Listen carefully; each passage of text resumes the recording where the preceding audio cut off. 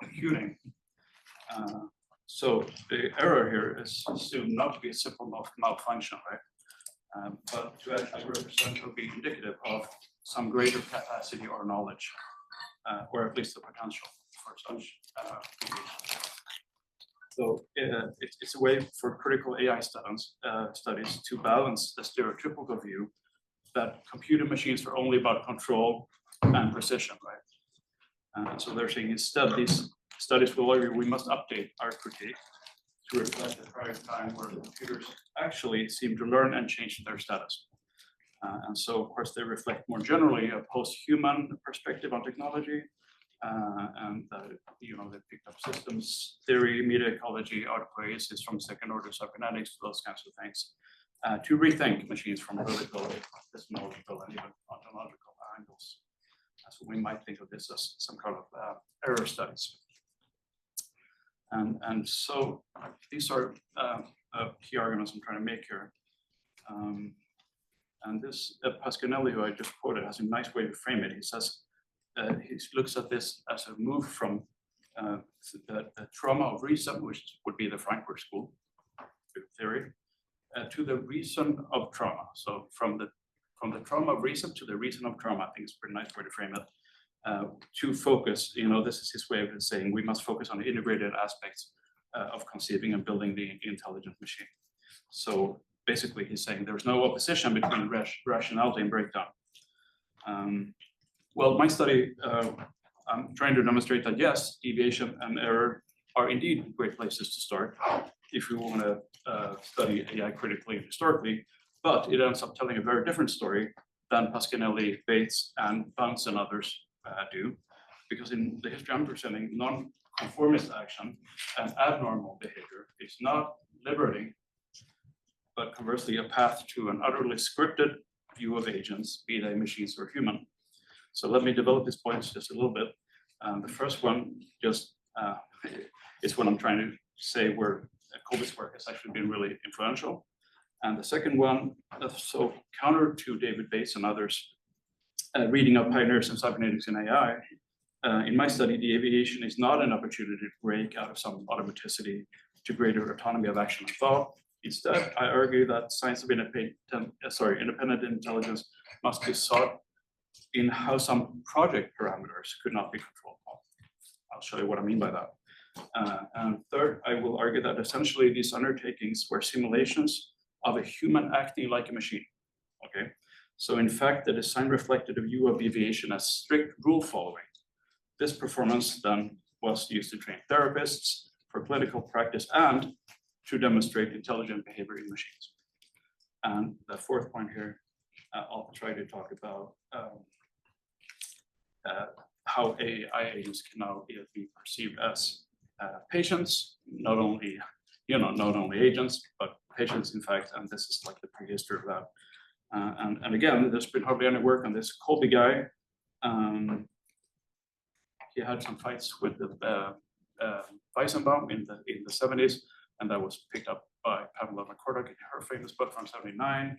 And there's a little bit of German work, but so basically pretty neglected stuff. And of course, it's the paradigm of symbolic AI, right? Good old-fashioned AI.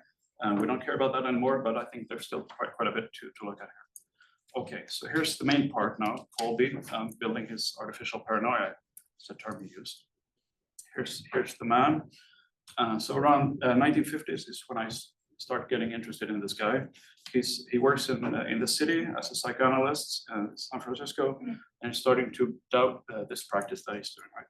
So the break for him is really when he gets a chance to spend a year as a fellow at CASPAS here, so Center for Advanced Studies in the Behavioral Sciences at Stanford, and he meets up with a mathematician called John Guilford and starts to learn about computer simulation, programming, those sorts of things.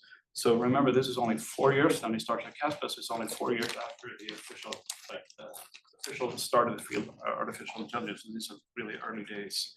And so then he goes into academia, right? And he ends up moving to work in computer science, but he's still doing psychology work at the same time. And then he goes down to LA.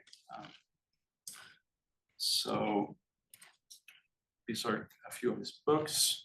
So in this early a skeptical psychoanalyst, right? So in this early 50s book, he's already interested in techniques to encourage flowing conversations. He calls it precedence.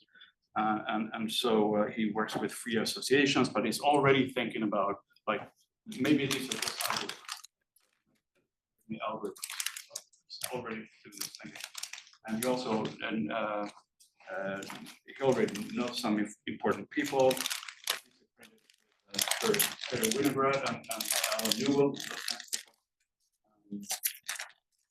And this middle book here, he writes it with Roger Shank. So he's already really involved in the center of AI work. He's trying to build a neurotic algorithm, but it's pretty crude.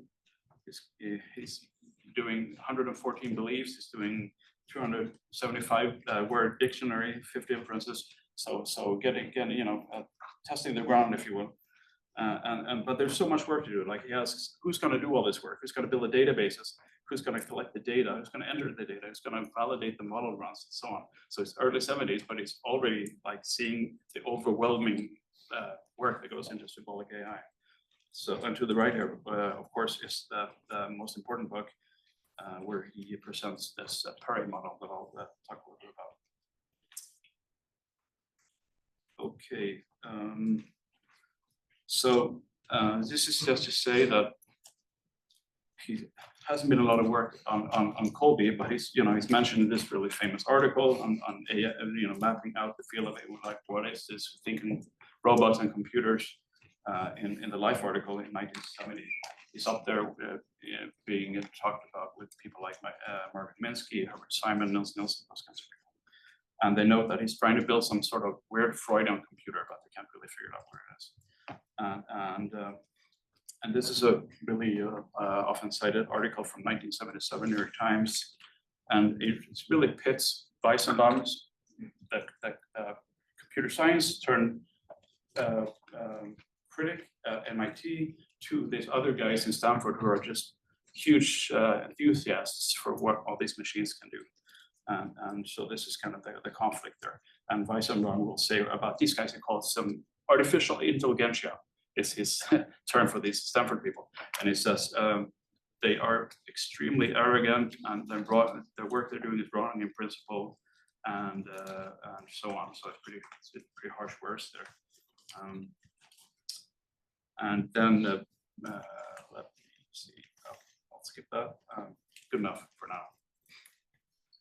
This as a flow chart, right? This is just to place Colby like within this bigger world to basically make some fields of study more scientific, right? This is really important.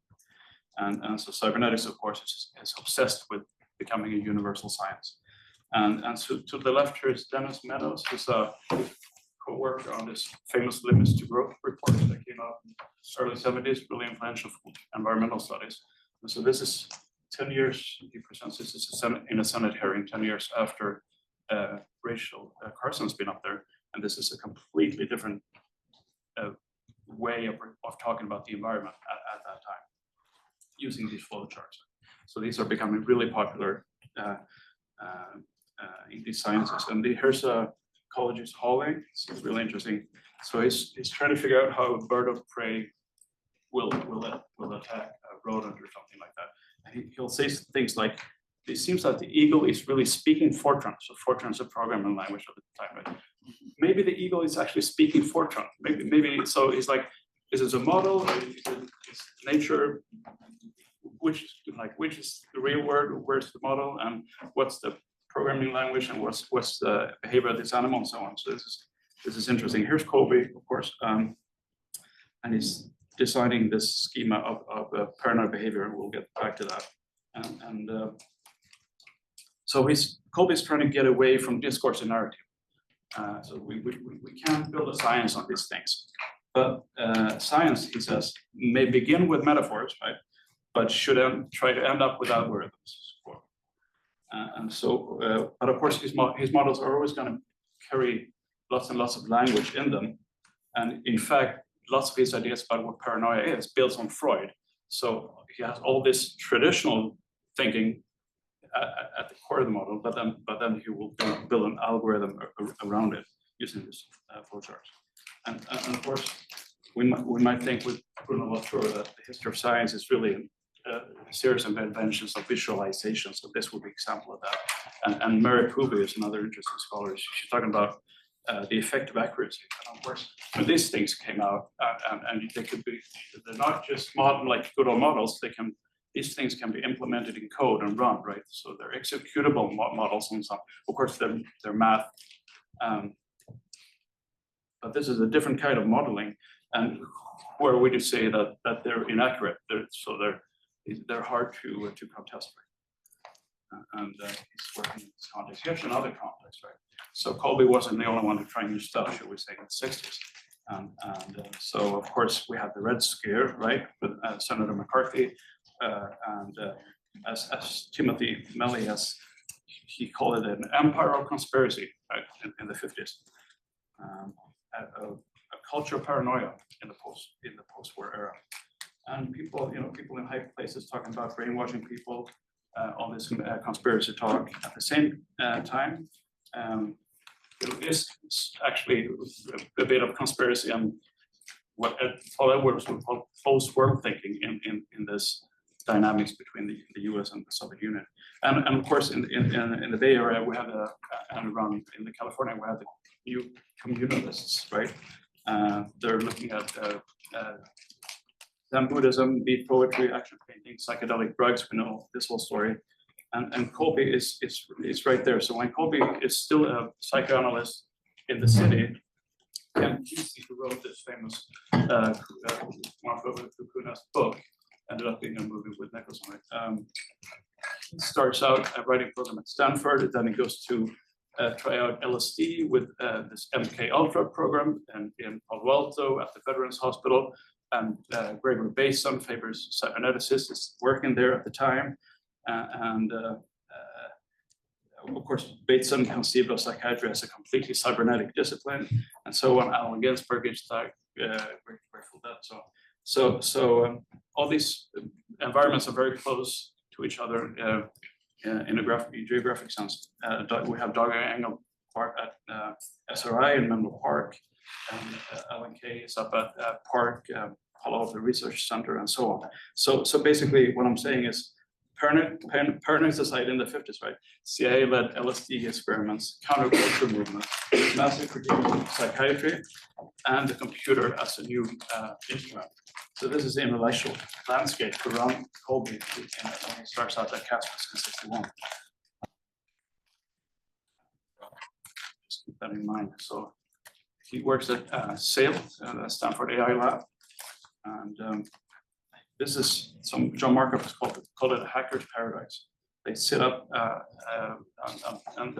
so this is with a view, right? It's up in the hills, and then they moved on to the Margaret Jacks building on campus in the 80s, together with computer science. And so the rooms up here in this building are named after places in Lord of the Rings, right? There's Rohan, Mordor, the Shire, and so on. There's tons of experimentation going on.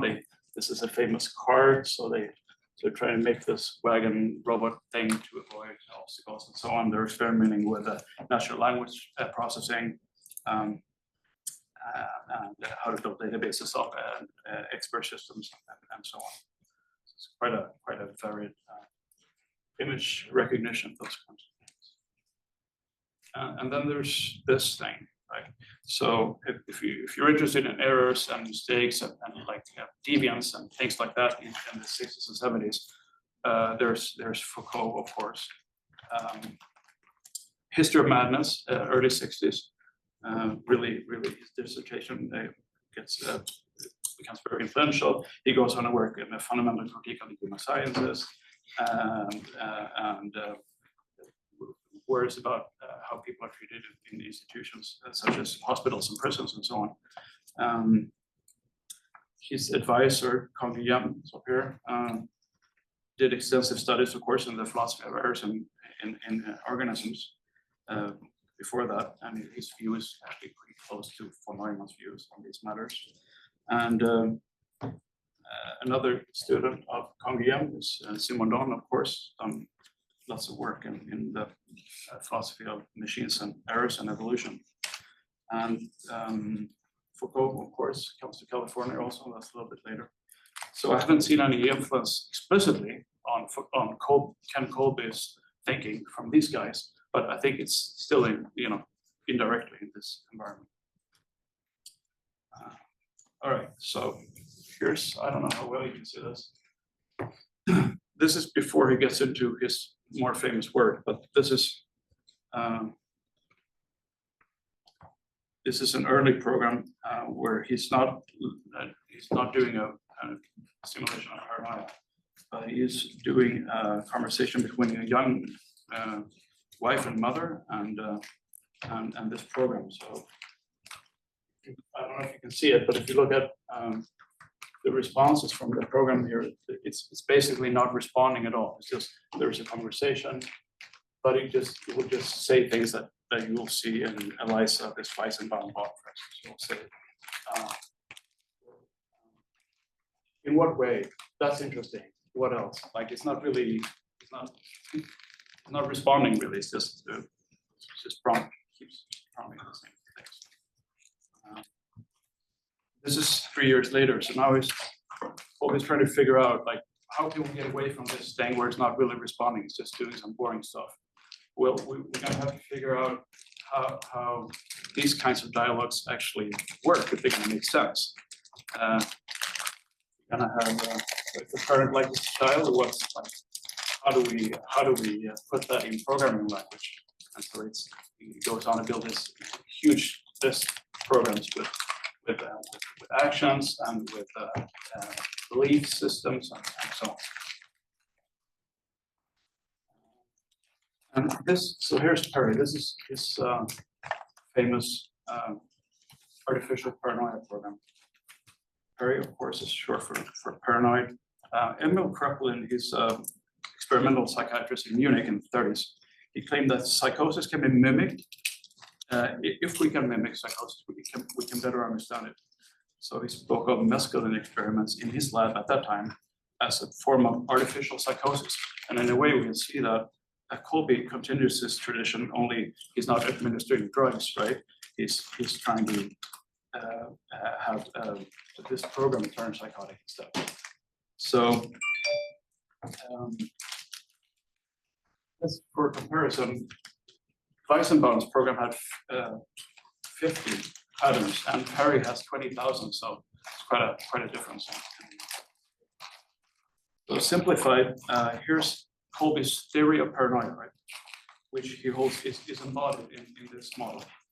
So the paranoid mode substitutes normal processes or belief, inference, affect, intention, and action. The paranoid person will scan for utterances and make inferences about them that relate to inadequacy in the self. If found true, a steep rise in shame will result. But because negative affects must at all costs be avoided or minimized, they can't be acknowledged. Okay. So instead, wrongdoing is attributed to others that won't trigger these harmful signals to the self. And so the self is saved from blame of insufficiency, but others instead will be blamed for this problem. So Perry is at its core is a sort of strategist to avoid shame and humiliation. So and so this is kind of this is a made-up person that the model allegedly is based on. And so lives alone, 20 years old. Does a little bit of gambling, gets into trouble with people, starts getting delusional ideas about being intercepted, things like that. So maybe this is like an incel gamer. I don't know, but this is a profile of the dead. But of course, if you look at the architecture and code of the system, all these narrative descriptions are replaced by concepts, actions, weights, triggers, and the like. So this model explicitly excludes everything that would remind you of a background of the patient. ontogenesis of this entire condition of paranoia is excluded. And so everything that a traditional psychoanalyst would worry about is completely gone. But according to Colby, this is not a problem because paranoids, when they encounter these flare words that will set them off having troubled thoughts, they won't care about the context at all. They'll just be obsessed by this thing being mentioned. So he said it doesn't really matter. Anyway, this is basically like excessive fear will trigger the reaction escape. Excessive anger will trigger hostility. If there's a mention of certain words, they will create fear and so on. So this is basically how he models his system on a very high level. And so this might be instructive to see what's going on here. This is his way of explaining what's going on in a paper. So we have an input. The therapist will say, "You're not cooperating," and then it's taken as an accusation that this person is not being honest. This increases the shame value, right? So it reaches a threshold, which in turn activates a paranoid mode. And we talked about before, humiliation must be rejected. So therefore, the therapist is found to be lying. And this restores the shame factor to an acceptable level. And you see the resulting output. You haven't been honest with me, right? So it puts this outwards. And then the levels of shame, anger, and fear will be adjusted accordingly. That's basically how it works. So how do you know if this is something that's actually useful? Well, he has a setup. He sets up these experiments with a couple of two sets of judges. Let's see. So one team will interact. They will interact with a model of a teletype on a keyboard, a remote conversation. And another team will read transcripts of these sessions, and they all have to determine whether a conversation looks like we're dealing with a paranoid patient. And so one is basically like a Turing test. What do we have here? Is it a computer model or is it an actual patient? That's one way of testing it. And then there's another little more advanced test where you'll say, we look at these categories like weird language or incoherent speech or brain damage and things like that, and you'll validate the model on that basis instead. So what are the results? Well, basically, the Turing test version does really well. Neither psychiatrists nor computer scientists can tell whether they're talking to a person or a computer. And they're asking hundreds of professionals in these categories.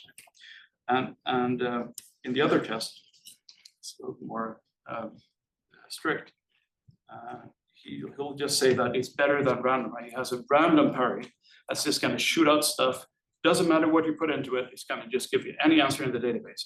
And so he finds that his actual model performs better. That's going to be enough evidence for him, basically.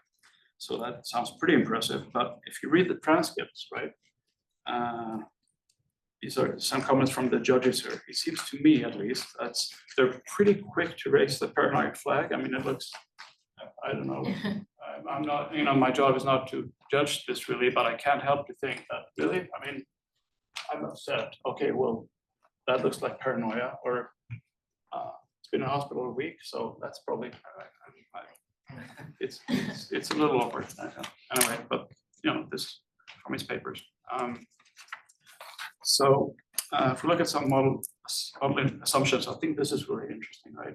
So he's saying, well, in chess, obviously, people are not going to play chess like machines do, but actually, in my case, the simulation of paranoid thoughts, this is actually postulated as analogous to the representation in my head.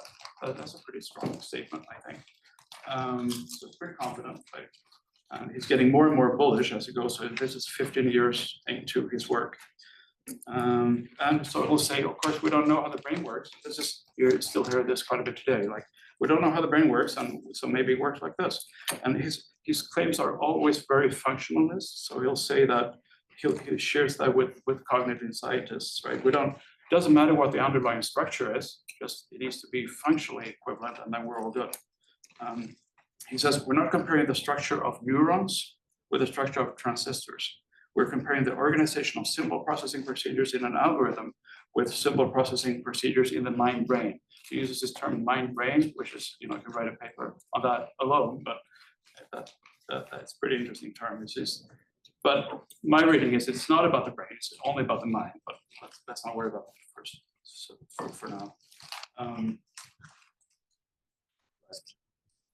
Okay, so what about the patient here? I mean, both these arguably are being treated as patients in these experiments. And he's interested in doing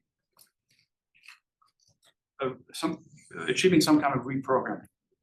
All right, for therapy, if we're going to be successful in therapy, we need to do a reprogramming. So he wants to figure out how to reprogram the patient's software. But this method of isolating mental functions completely from things like the body and the social environment gets a lot of critique, of course. So they'll say it doesn't matter whether judges will find the model to be paranoid or not, because we're only taking into account such a tiny fraction of the real person. And of course, we might ask, to what degree did the limitations of Perry support or even enforce views of mentally ill persons or patients with this like strict rule-following algorithm that he's looking at?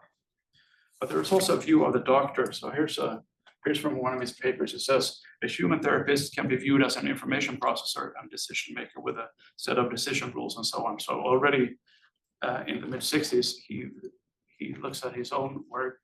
I mean, he's just as algorithmic in his work as his patients are.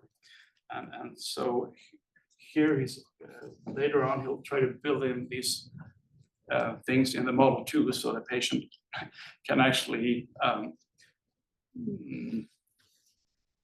to give some sort of reciprocity or some sort of view that the patient may have a doctor, so he can, well, maybe it's actually connected to the mafia, maybe it's irrational, maybe it's crazy, and so on. It's kind of an interesting aspect of the model, I find. So to the left here is mid-70s. Colby is asking his boss, right? I found this in the archive. So if an entity person or machine can answer 50 questions about the mafia, shouldn't he know something about the mafia? This is him talking to McCarthy. And so, like, how should we view knowledge in a system like this? It's a question. And to the right, he's saying, well, maybe we actually have a little degree of autonomy in the system, because it kind of decides for itself how to react. It can choose to lie, it can deny things, and so on.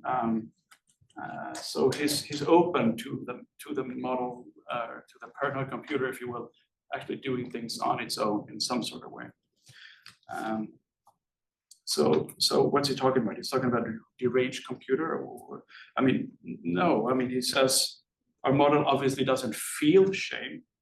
It has a conceptual representation of shame that has causal effects on other representations. Representations need not resemble; they can serve as stand-ins. These sentences, they deserve a lot of thinking if we don't have time to go into them. But this is his way of maneuvering the question a little bit. My reading is that he says that paranoia can exist without being felt necessarily in any traditional way. That's my reading.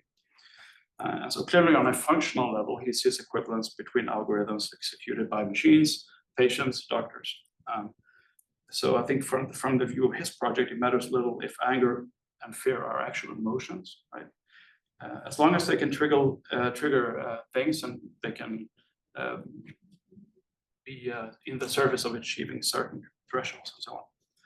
But he will speak of the model as being mentally ill, back and forth. And so we don't know, he says, in the 80s, how to build a model that started out as normal and then turned paranoid. We can't do that.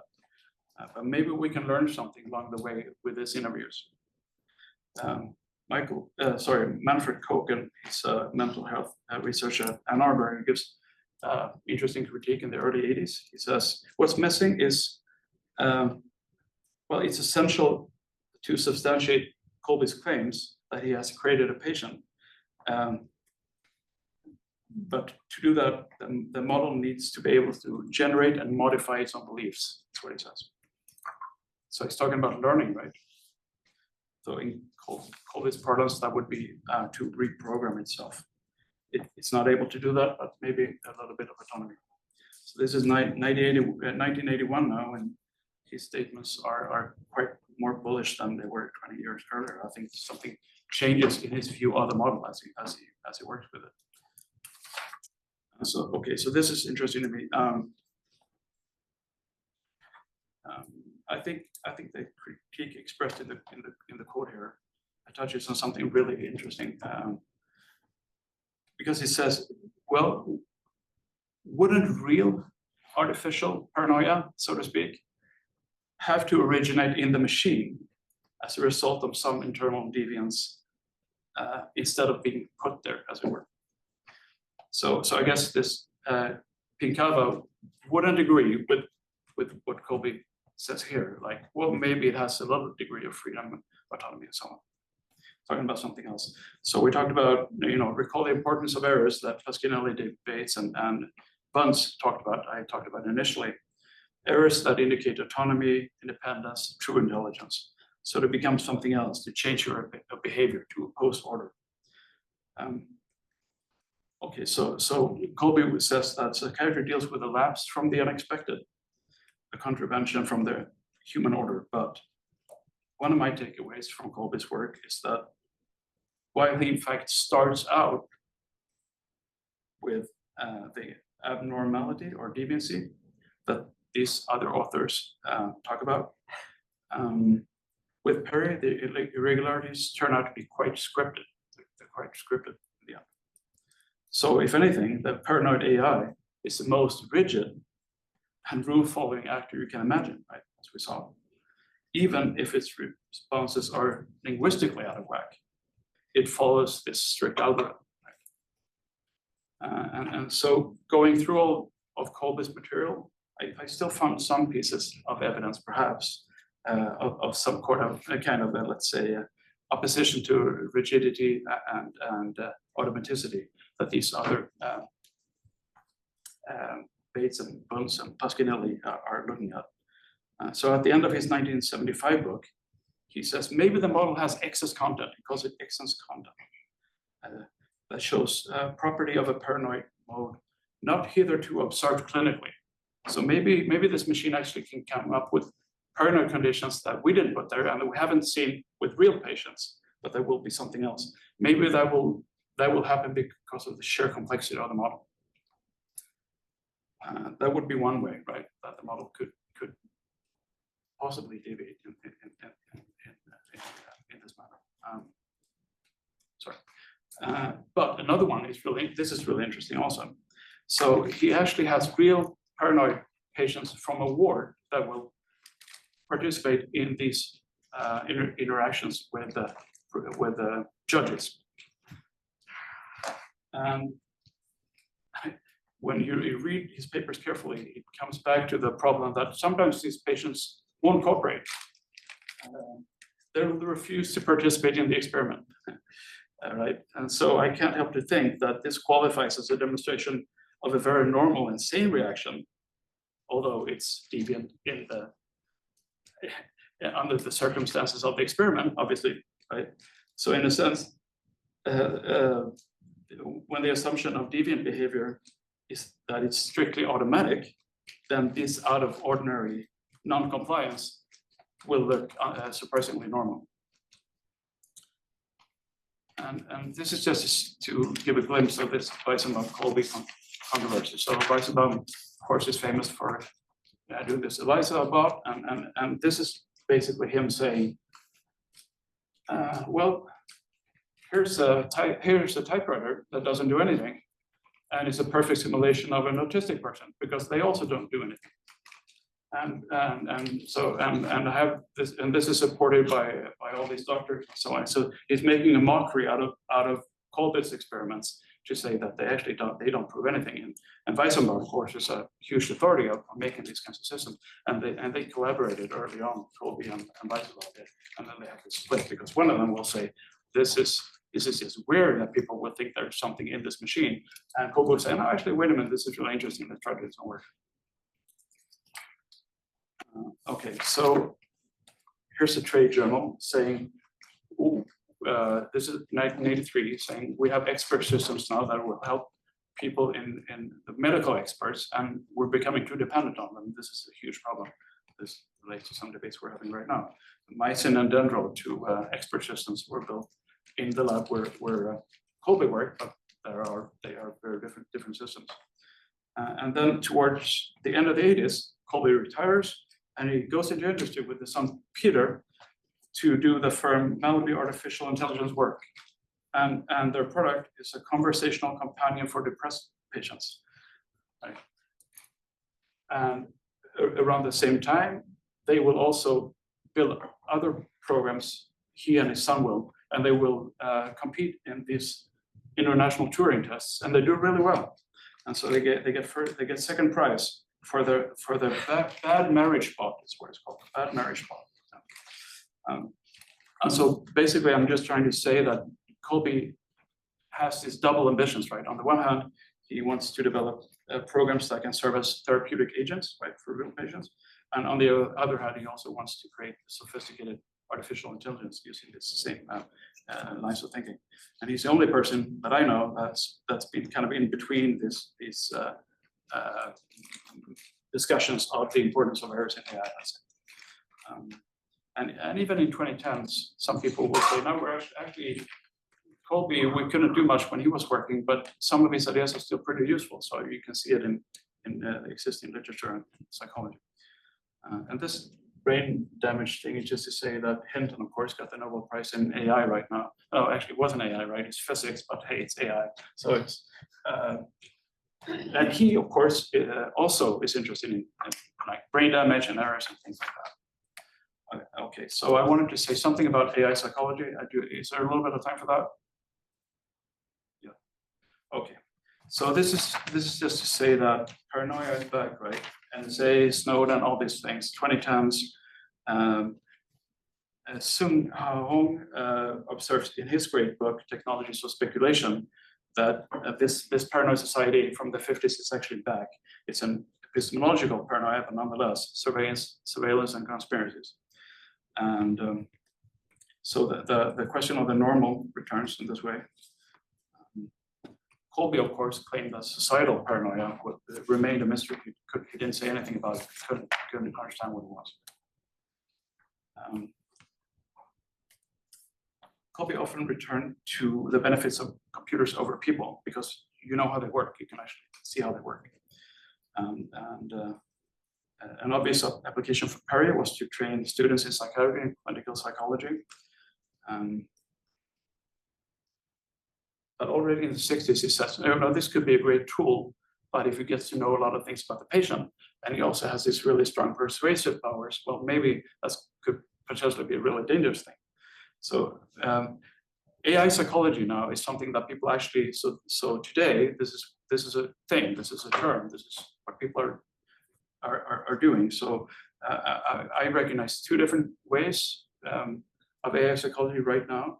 So one of them is just to do this, right? Psychotherapy. Now maybe we can use machine. This is building on Perry's work, not explicitly, but it's the same word, right?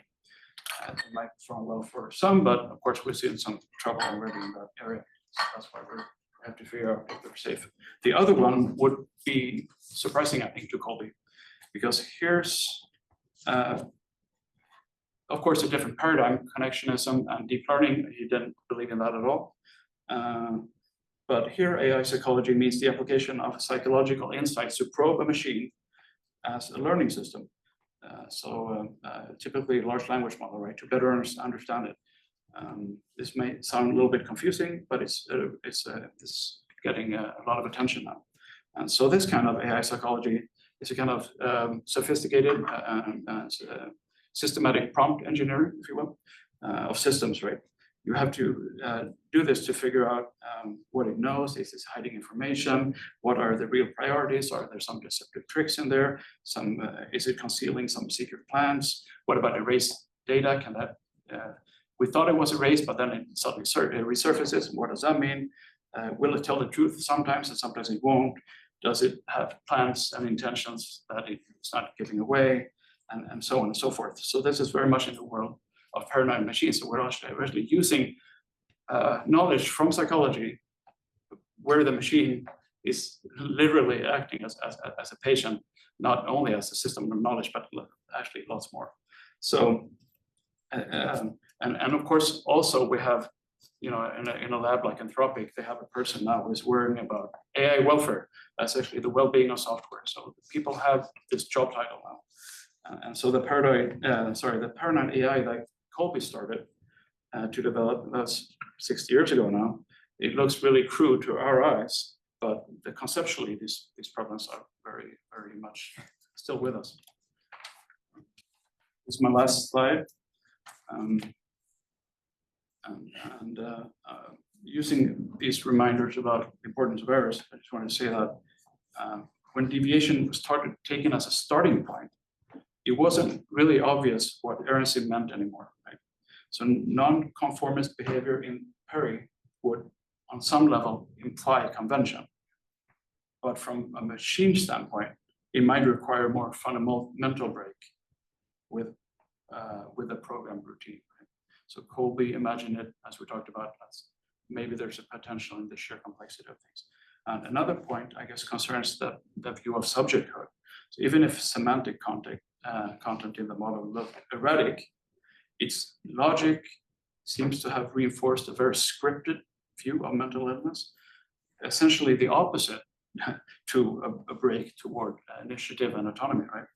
So in this light, Perry appears to be an implementation of machine-like human behavior based on clinical observations of real patients into a computer program whose aim it is to imitate humans. So on some level, you get the impression that Colby started to see patients in his office in the 50s, and then he spent the next 30 years building models and then ended up with a program to automate, in a sense, his own job. All right, that's all I have. Thank you.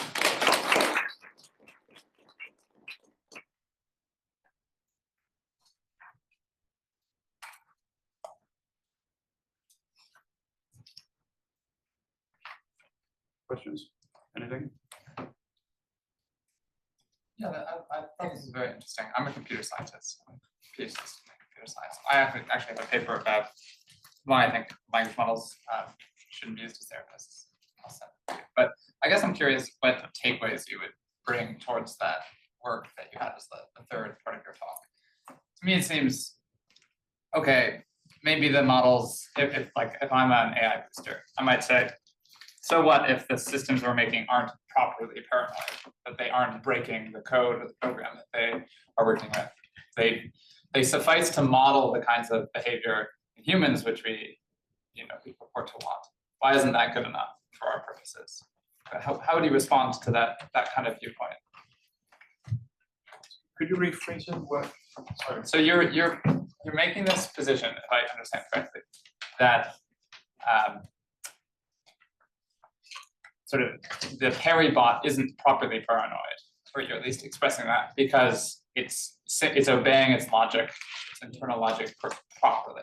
It's not actually, there's no break in the system. Yeah. And so by extension, you might think that current language models that people are using to simulate patients or to act as therapists are also, operating appropriately within the rules that they're given. And so therefore are not properly fulfilling the function that is paranoia, for example, or et cetera. But somebody who's making those systems might say, I don't care. They perform the behavior that I want to see them perform. And so how do you respond to that? Yeah, I was going to say maybe it doesn't matter how I respond to it, but I think from from. Sure, yeah. Looking at Colby here, I think I would be inclined to be agreeing with those people who said, well, I don't care, it's pragmatic. But he's also in a lineage of thought where you don't care about that so much, because he'll say, well, I'm a doctor and I'm just carrying out these algorithms. Well, I'm in therapy. I'm giving therapy to people, and I'm just this symbolic information processor. I'm carrying out my script, and this other person in the chair over here, he or she, they're also is carrying out their script. And so why shouldn't we be able to have a computer do the same thing, and actually, well, we can even do it so successfully that experts won't be able to tell the difference. And so if it's at that level, then that should be good enough for us to have it to train new therapists, or in fact, maybe even to do therapy. And so he will bracket this question, like so many have done in the history of AI, to say that actually it doesn't, it doesn't matter how intelligence or deviancy or anything like that are actually instantiated in a physical system, but functionally they can be, if we can say that they're equivalent, they can do real work, and we can gain new knowledge about ourselves. Because here's my program in the computer, and here's a judge who says, well, I can't tell the difference. And so now I will be really interested to see how what this program actually looks like, because if it's functionally equivalent, at least from a judge's perspective, then that might actually be a pretty good view of what's going on in humans. And by the way, we don't know how the brain works, so why not this, right? And so I think that would be the reasoning. But what I'm interested in as a humanities person, with people like Bates and Pasquinelli and Bunce and a lot of other scholars, saying, well, is there any way that we can have autonomy or independence or something like that in a machine? Like so many people now who are interested in this, and have been, for hundreds of years, obviously.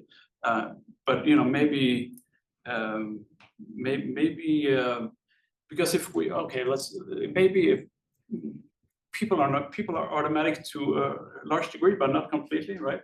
So maybe the same goes for machines. They sure look like they're just carrying out a script, but maybe something will happen as a result of complexity or something else. Maybe they'll get a kick and actually carry out something that was completely unexpected. You keep hearing things in the news, right? It's like, oh wow, well, we've trained this model for billions of dollars, but we didn't train it to do this, and now this is emergent property, and so on and so forth. And I think so. I'm trying to read this early work also with reference to all these current debates, where labs are talking this way, but also humanities scholars are saying, well, in this post-humanistic world, let's leave an open room for machines also to have some agency and so on. So that's why I wanted to figure out, actually, a person like Colby building this system, what would his take be on these questions? And my quick answer would be, yeah, he's like he doesn't care so much. But then in some instances he will say, well, actually this model is actually performing mental illness and so on. Sorry, that's a very long answer. The comments of McCarthy. I'm sorry. Like his comments. Right. Yes, that's more a question in the area of like epistemology, but certainly, yeah.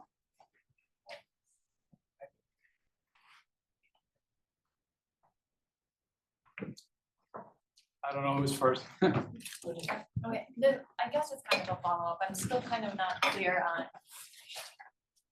I understand it as a training device for psychotherapists in terms of diagnostics, but the therapeutic end for the patient, what is meant to be achieved in terms of understanding how the model would help a psychoanalyst or a therapist help a paranoid patient? Right. No, I get you. Sorry.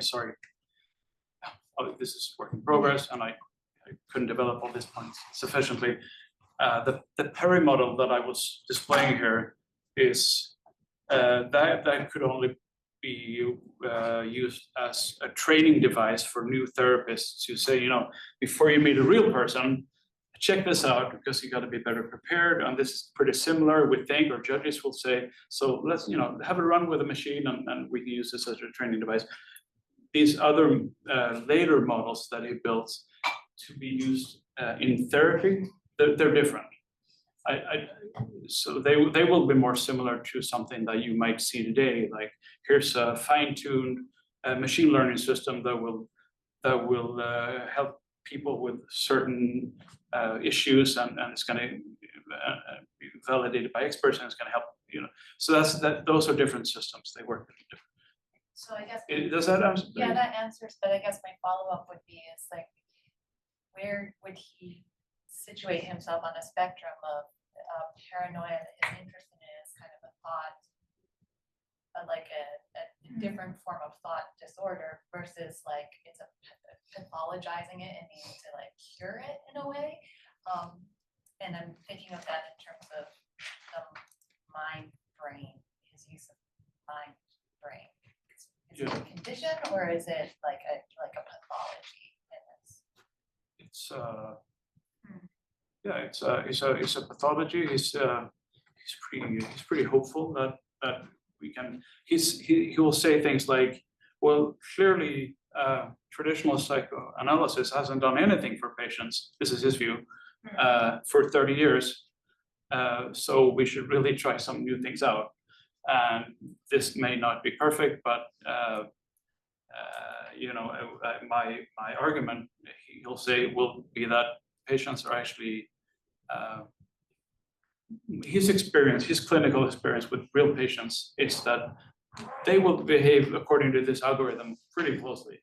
And so if we can reprogram them in any of these steps, that's going to be useful. How that's in all these papers and books, I haven't seen anything that will demonstrate successful reprogramming, if you will. So I think his success is pretty limited in that area. But he will talk about it as a reprogramming of an individual, not just he will. I think he's been working with his models for 15, 20 years. His mind is so clearly in this realm of our machine broke down, how to fix it. So you can see that in his writing. He will start to conceive of actual therapy and real patients from this perspective. Like he's not saying their software broke or the compiler malfunction or something like that, but almost, right? So I think you can see those things, and so he'll talk about the reprogram. That's a good question. Thank you. Yeah, it's fascinating. Well, it's kind of a follow-up, but mine maybe is yours also was a too. follow-up. Yeah, but he's go ahead. Well, so, okay, then kind of to follow up on Danielle's question, I mean, what was the purpose for the therapist in training? Like, is it there as a diagnostic tool so that they know what to look for, or is it ultimately to help fix something, right? And I guess my question is also connected to also the mind brain, but also this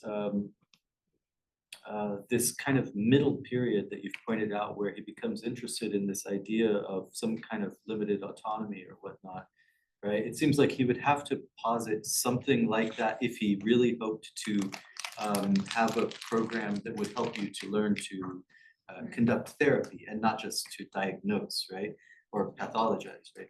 And I noticed in that comment, in that note that you had there, right after the mafia thing, that he's talking about, I wrote it down, the plasticity and unpredictability of behavior of personoids, which I guess he means the models, right? Yes. Yeah. So I'm just That's curious. the only time I found that term. Okay. Interesting. Yeah. So I'm just curious about why he had any hope at all in this kind of plasticity, and if that was connected as a kind of necessary condition for the next step beyond just simply pathologizing or something. But anyway. Now that we're talking about it, I think well, first of all, I don't think his main interest is well, okay, so clearly he goes into industry, he's retired, but he's doing a program for depressed persons and so on. I don't think his main interest is really to cure or help people with these conditions. That's not my impression. He just I think he's just interested in how people behave and how we can have computers simulate that. That's my impression, and so he's little hope for fixing these things. And I think on your first, for your first question, I think he sees it not as a diagnostic tool, but just as a tool that will familiarize new clinicians with the kinds of stuff they'll see in the field, in the world. I think so. Like this is what it might look like. So this is, if you can learn and figure out how you will how you can respond to these things, but not so much like here's a successful treatment, what that might look like. On the question of limited autonomy, I think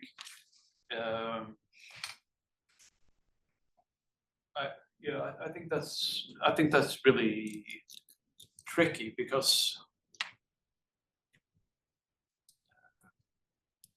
his view of I can only see it, and he'll say this. We can't rule out that this machine will behave in ways that we didn't expect and plan for. And that will be something as an effect of sheer complexity. And we can reprogram it to do different things, but at that point, he wouldn't know what a reprogramming of a real patient or person would look like. That's what I would argue. He's interested in that opportunity, but he doesn't. I never see anything of an answer there, really. So, do you have? No. I have a question. Thank you so much. Maybe this was discussed in the beginning, but what I'm interested in is there's a parallel history of history of psychiatry, in which you have the DSM-3 emerging in the I just looked it up. I thought it was 74, but they started writing in 74, published in 1980, and then paranoia isn't a disorder as much as it is a one of the factors that goes into this, something that someone has. But the paranoid personality disorder is a disorder, but according to DSM criteria, which is sort of all the rage here, in this era especially, it's not the case. And then this is also, there's a turn in the psychiatry itself, moving away from psychoanalysis into more medication-based approaches, right? And that also coincides with the rise of medications that are safer to treat, for major stuff like schizophrenia, bipolar disorder. We have technological developments in biochemistry that they find medications that are less dangerous. Same with depression, they find medications that have less of an heart impact, so it's easier to give it to patients. So there's a whole parallel history of how the psychiatry as a field changes, and psychoanalysis becomes, especially in North America, right? There's a lot of research about that. Also some of it from sort of Stanford as well, the post sort of Freudian stuff. I'm sure Paul Robinson wrote about Freud's I think this book was about Freud and his contents or something like that. So it's the anti-Freud era. But at the same time, paranoia, what he's sort of building and modeling there isn't really a disorder in the DSM sense. So he's also removed from the psychiatry world in a way. And how does that sort of also factor in potentially if you've evaluated that along these axes? And so that would be one more a historical question. And I think there might be some way to look at what he's doing also within that field, not just in the AI field, that could be useful for you. But I was also interested in what you said about the present day implications, and about how application of psychological insights to probe a model and to also build models for therapy. But what's I think also happening, which does not tie to Colby but ties to Freud and ties to Foucault in many ways, is that psychologists are also trying to build models that diagnose these conditions from text. So then there's this attempt to like sort of create models, like and it ties to like research on emotions a lot actually, like Yale, like the big emotion stuff there, NYU has some stuff alongside. And then it's about like creating a model that can detect depression while controlling for like anxiety. And that is like, it has to be, it comes out of Houston, I think UT Houston, like the whole, like TU Houston, like, yeah, forgot what the exact name of the university is, but like University of Texas Austin, like it just sort of like the idea that you can tell someone has a depression based on their Facebook messaging. Like, so there's also that trend, which I think is a third trend that might be interesting in evaluating, because that actually I feel like that's like modeling gone wrong in many ways, right? So like we're not modeling to understand something, but we're modeling to diagnose. That doesn't seem to be the case in Colby, but that is a very strong current in stuff like oh, the name escapes me. Like yeah, like sort of like emotion, sentiment classification, sentiment analysis models. So yeah, maybe I was just wondering if you had any. Great. I seem much more knowledgeable in this area than I am, so I really thank you for those for that head up. I'll be intrigued to look into all those areas, and I'm sure that can be really informative for this study. I basically neglected those aspects that you point out. But I think you're right. I mean, so many things happen in these practices during this time that I didn't really have, I guess, room to comment on, and also haven't really looked at it. But that's really helpful. Maybe I'll send you an email. Yeah, of course. What do you think? That'll be lovely. I'm happy to help. Any of course.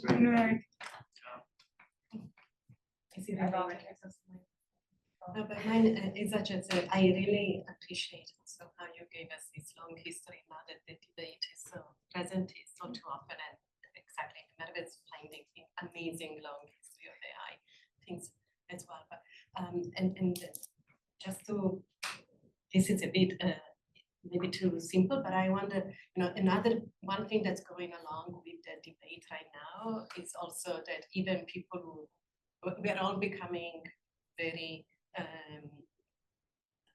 knowledgeable about the fact that this is a legislation problem, it's an economical problem, and I think it's actually interesting that it's so tied to finally thinking, I mean, a generalized sense that there is an oligarchy and there are too many pressing economic pressures. But at the time, was this at all part of it? Like in this early moment, was there or was it so small or restricted that there was not a sense of economic applications and or we need to legislate, or because it was just, that's what the huge difference Yeah, that's a really good question. My impression for sure is that it's strictly lab work. It's just science. It's to do this validation tests, they will work with judges, and they will to determine how this model performs. They will communicate the transcripts out to hundreds of professionals. It's interesting because he'll sell them both to computer scientists and psychiatrists, so he's getting input from those there. So there are a couple of hundred professionals, I guess, but very few of them will actually see the model, play with it, try it out, and you see a few people giving comments in the early 80s. They've actually used the model, and from those people, they tend to have some comments that go in a different direction. So that's another aspect. Like it's pretty theoretical. You're getting a transcript. Lots of people haven't even seen a computer at this time, and this is just it's pretty theoretical and abstract. And today we would react completely differently leave someone presenting a system and we were to evaluate and have comments on it. So for sure, it's strictly, there's no economic, apart from the grants they're getting. ARPA and Mental Institute for Mental Health is really, those two funders are supporting this work. And apart from that, there's nothing like a system going out anywhere to work with in the field in any sense at all.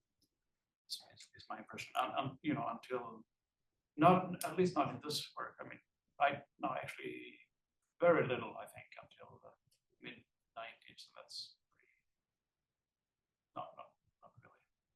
I mean, I want to say 2010s maybe, start to see a little bit more. But now let's take off. So yeah. Yeah, I'm really interested in the thread from Freud into these explorations and models of thinking about how well the Freudian concepts of the organization of the psyche or the structure of it can be mapped onto these kinds of machines. And so the question of psychotherapy of models like LLMs is really intriguing to me in terms of like basically what you're talking about with the prompt engineering is kind of like uncovering whether repression sort of operates the same way in the sort of machine mind or psyche as it could in the human one. But I was curious because you mentioned trauma like at the top of your talk, right? Something about there was like an inversion of terms. I forget what it was. Oh, yeah, right. So that's Pasquinelli. He says with the Frankfurt School, we got the trauma of reason. Yeah. Okay. But he wants to point our attention to the reason of trauma is okay. Yeah. Basically, that reflects his interest in how do machines fail. So. Yeah, so that part was really interesting to me because I'm thinking about like trauma in the sort of Freudian sense is considered an event. And what is an event? Or like how can we conceptualize an event in the structure of these models? And like it kind of, I feel like it's getting at that really intriguing question of whether disorder can come from deviance from within the model rather than being placed there. Yeah. And like if, I don't know, I just was wondering if you had any further thoughts about the way that trauma might operate in this kind of examination. This is like, it's a really interesting question. Of course, there's so many things to say about it, but I mean, I think from the models that Colby built, there isn't really, there can't be an event really there. Because what would that be? It's just playing out these algorithmic steps, and there's no memory. There's some sort of knowledge representation, of course, in lists and databases. But there's no event like in the sense that Freud would think about it. And I think that's, and I think even so that's obvious to me. But I think even if you look at the systems we have now, we have to ask that question again, right? Right. What's an event, or what could that be? I mean, there's these are role-playing performances that just spawn off in millions and millions of sessions, and they might remember a previous session, but like, what is an event, and where's the knowledge representation, by the way, because it certainly isn't there in the sense that it was in Colby's symbolic AI time. I think that's still an interesting question. So that's, I guess that's interesting. That's the answer I have. So I mean, I think a lot of his like core insight in about like avoiding humiliation, raising shame, controlling fear, blaming others, those things really build quite a bit off of Freud, and he'll acknowledge that. And those things don't change so much in his model building, but he'll just arrange them in different ways and have them play out. So he'll build bigger databases, some more competent system, but that course kind of stays intact. So which is interesting, right? Because that's originally what he wanted to get away from. I wanted to get away from narrative. I wanted to get away from language, all this ambiguity, and this Freudian way of thinking we had. But arguably, it's still there at bottom. The weights and that you're mentioning about, like, you know, the shame ratio or whatever is really interesting, because it's almost like those are capturing like the reverberations of an event that doesn't exist. Like it is capturing, it's like creating this sort of structure for this thing that doesn't really have the center of the event, which is, I don't know, I think that's super interesting. Yeah, it's closer to the light switch or the thermometer, right? It will do something, and but there's not really subject. There's not really an event in time and space.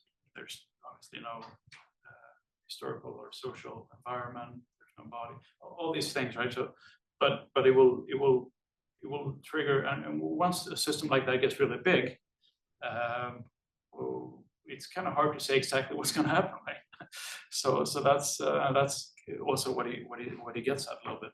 But I think he'll say that, you know, and he's not alone in saying this. Like, who are you to tell me that's not what we do also, right? Like if you look at the cyberneticists in the 40s and 50s, they'll say, yeah, sure, it looks simple and everything, but if you make the system big enough, it can actually do some real stuff, and that's not a fringe position. And I think a lot of people today will say, you know, well, that's, you know, if you obviously a very different paradigm, but if you have a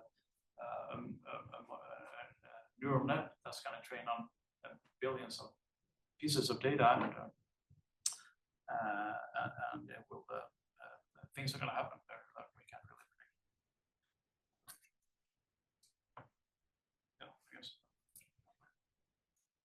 Just as like a response to some things that we've been bouncing around, like in my own work, I'm working with Sylvan Tompkins as a figure who was also in Palo Alto. Like So who's also? Sylvan Tompkins. Yeah. And I'm wondering if Colby and Tompkins ever interacted at some point in the like early 70s, because he was working for more of a cybernetic model of the kind of on-off of affect. But in terms of like the eventness and the Freudian logic, that's an externalized kind of apparition of the topology within the internal subject.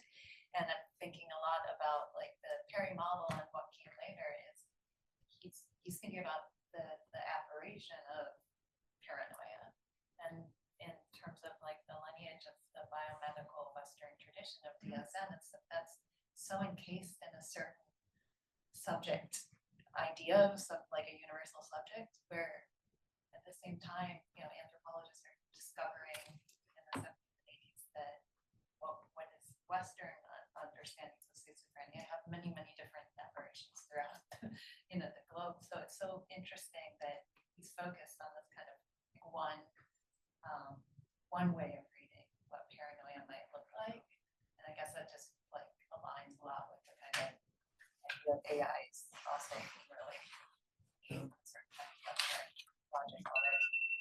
So anyway, that's just I like a response that you said, yeah, my system, but I think it's really interesting also how contemporarily, like we now like inherit like the language or the AI field of AI inherits this also psychodynamic language of like hallucinating, and but that's actually with more information and more parameters, these systems are hallucinating more, and so it's like actually doing what maybe Colby would have wanted to achieve in his models, rather than the kind of quite tight parameters.